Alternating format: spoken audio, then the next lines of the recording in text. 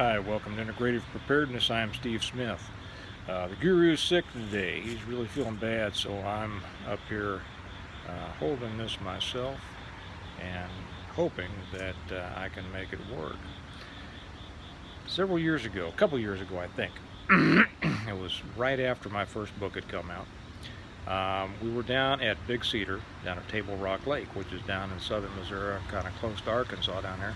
It's one of the places that we really like to go. I like to go down there and kind of decompress after some busy times of the year for me. We go down there and get a cabin by the lake, and I just kind of sit around and veg out while the rest of them go have a good time. And so one night, and this was probably in the fall or the winter, because we love going down there in the fall for the colors, and the winter just because it's relaxing and it's very pretty down there in the Ozarks. They get a different kind of snow than we get up here, and I just love it. So anyway, I think it was in the fall. Well, I'd gone out. It was getting to be evening, and I'd gone out on the deck of the cabin, and I was looking out at the lake, and it was that time of evening where it's almost dark. The hills there are a darker shadow against the lighter color of the sky and the lake, and you can still kind of see a differentiation between things. And I was just kind of looking at how pretty things were and breathing the fresh air.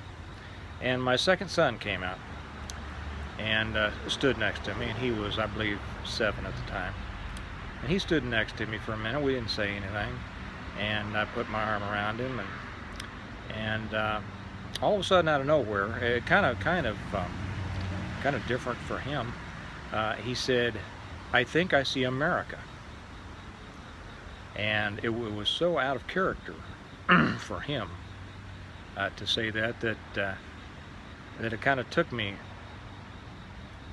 a minute to really think about what he was saying, but it sounded so how should I say, definitive and introspective. So I asked him, I said, "Where?"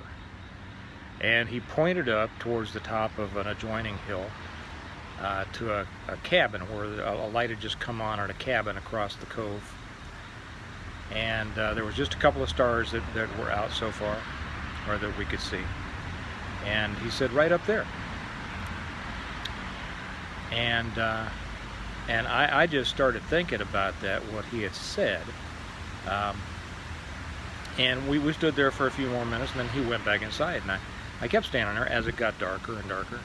And of course, as it got darker, more cabins started turning their lights on, and you'd see these little, looked like little jewels all over the hills down there as it got dark. And finally, it was just a bunch of lights from cabins in the hills and stars in the sky, and it was just beautiful, as you can imagine. You've probably seen something like that yourself. But I've thought about that ever since. As a matter of fact, I started writing a book. I'm not very far into it because the Stone Moth series has kind of taken over my attention. But I started a book called "I Think I See America," and it does have to do with some politics and the state of our society and what's going on with our country and the things that a lot of us are concerned about. And and a couple of things have happened here just in the last week that gave, kind of put that statement under a lens for me. So that's why I'm making this. About a week ago, it might have been a little bit more, I don't know. I got an email from a reader, and he had emailed me before, and you might remember me mentioning this on a previous video, to where he and his family had run across my book somehow, and they have a family reading in their family in the evenings, to where they read books aloud for everybody. They all gather around, they'll read through a book, usually a history book or a military history book or something, and somehow they'd run across mine and started reading mine, and really came to enjoy them, and so much so that he wrote me a very nice email, to which I responded, and I got another one from him, just like I say, about a week ago. And in it, he thanked me for my response. He was kind of surprised that I had given him such a response, I think, but his had been so meaningful. I did. And he said that he and his wife had felt like they knew me through the books and the videos and things. They felt it was kind of unfair that that they knew about me and I didn't know anything about them. So he wanted to introduce himself and his family, and he did. And if you were going to take a snapshot of an American family, I think his would be it. He himself, well, he's the son of a retired state police detective, and he sent me a little bit of information about his dad, which I appreciated, and can certainly associate with a lot of what he said. He himself was served in 82nd Airborne. Now he's a heavy mechanic for like drilling rigs and diesels and things like that. His youngest son is in high school ROTC with hopes of getting into the Rangers and then going on to study at Hillsdale College, which is a great college, if he's not selected for Delta. His next son goes to a private school and also intends to go to Hillsdale College. His oldest son just got out of the Army, I think. He did 4 years, and now he works out in the oil fields in West Texas. He has a 15-year-old stepson, who he considers his son, who's got his head set on getting into the SEALs, and a 6-year-old daughter whom his wife homeschools as a stay-at-home mom. And like I say, if you could paint a picture of an American family, I think this is just about it. His letter brought back to me about, and as I was reading it, that phrase that my son said to me came to mind. I think I see America, because I saw America in his email. A couple days after that, it was what was it? Friday, because my wife wasn't here in the morning. Usually I'll come down in the morning and my wife, after we get the kids ready and off to school. And yeah, we send our kids to public school. We have homeschooled. Maybe I'll get into the reasons that we have made both those decisions sometimes.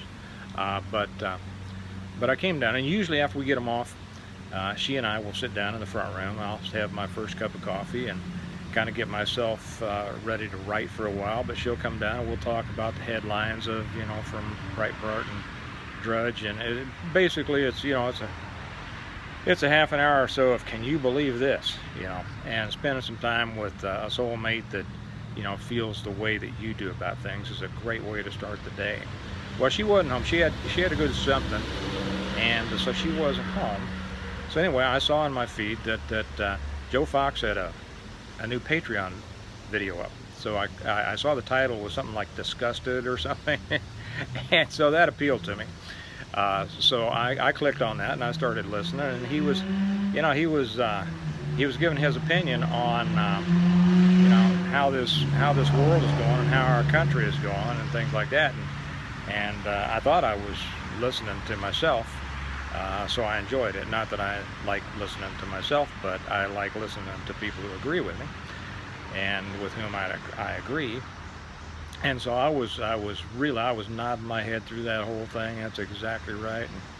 And later on in there, and I had no idea that this was going to come up, but later on in his video, he brought up my books. He was just about done. He probably is done now with the first book. And gave a very nice plug for it. As a matter of fact, I think he gave a better plug for my first book, The Reversion, than I've ever given myself on my channel. So maybe I ought to learn something from that. But anyway, he kind of wrapped it up with,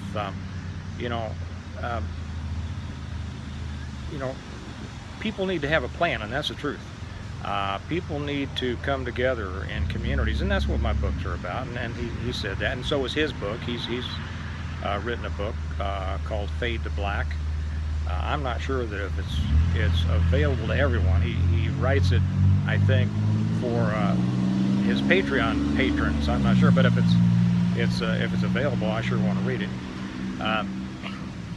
And that made me think also about what my son has said. I think I see America, because we see different parts of this. Well, Joe's reading reminded me of something that I had written in my second book, The Revival. I'm just going to read a couple of things from it here, a couple of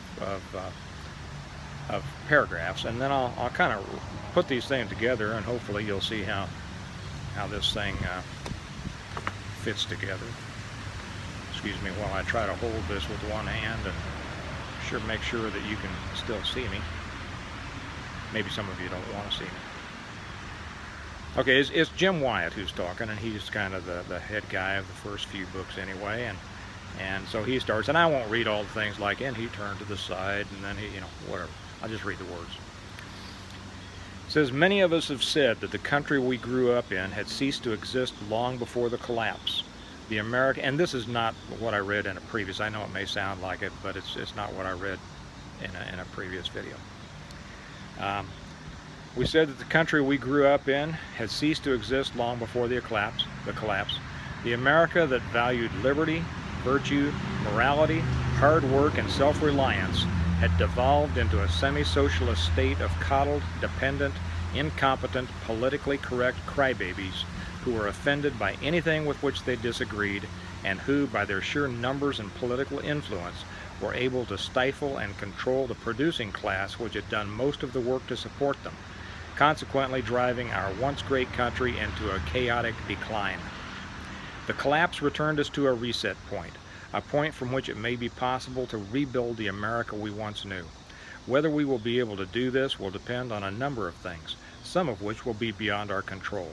But we must concentrate on and dedicate our efforts to those areas over which we do have control. We must build the future we want our children to live in.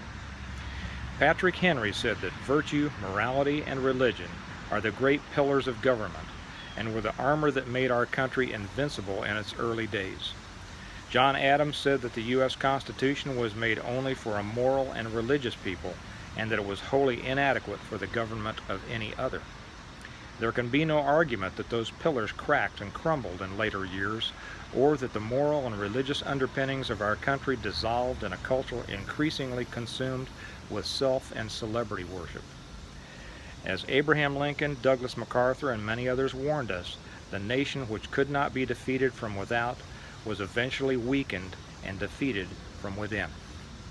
Well, as I was reading that email, and then as I was watching Joe's video, and something else. Oh yeah, I just watched this morning an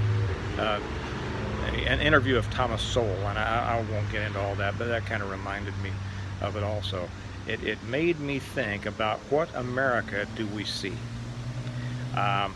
It has. Our country has changed. It's fractured. It's fragmented. It is not the country that we remember. It's not a collective of people who, for the most part, felt the same as they did when I was young. I felt the same about the major issues, regardless of their race or religion or culture or whatever. You could not find a large segment of people who thought it was okay to cheat on a test.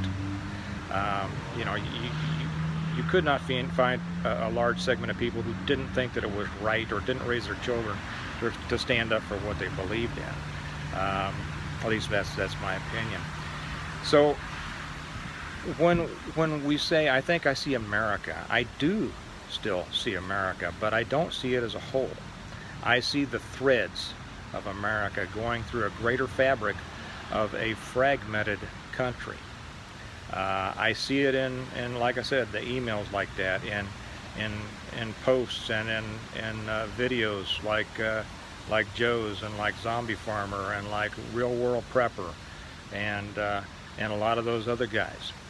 And so the America that we see, we need to concentrate on. There's plenty out there to distract us, but we need to expand if we're going to have any chance of carrying forward the America that we grew up in. We need to solidify that America which really resides in ourselves. And I know that it's trite to say that America is not a place, it's a state of mind, but it's both. And we need to carry those values of America within us, share it with others, exemplify it, strengthen those bonds of like-minded people, and whatever happens to the country at large, retain that which is the best of America, so that we can continue that lifestyle that we want to raise our kids and our grandkids in, and hopefully pass on to future generations. It probably will fracture, it probably will fall apart, it probably will be a mess, but we need to come out the other side as a strong force for the continuation of those things that we believe in. So I'll stop it right there, and I got 9 bazillion other things to go do now, and hope that you have a great day, and wish you well, and just remind you that we prepare well today in order to live well tomorrow. And whatever you do, keep seeing America. Okay. Thanks. Have a good day. Bye-bye.